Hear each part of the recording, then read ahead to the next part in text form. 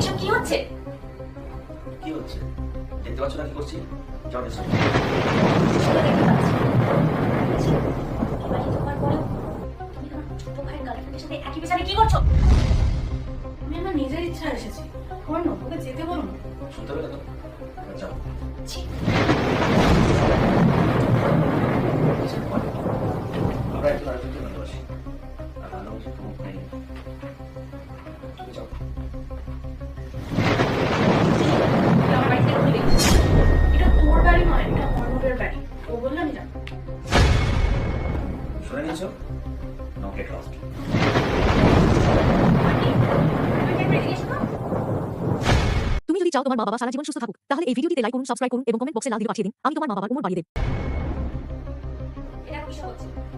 দাদা তুই আর নন্দিনী তুমি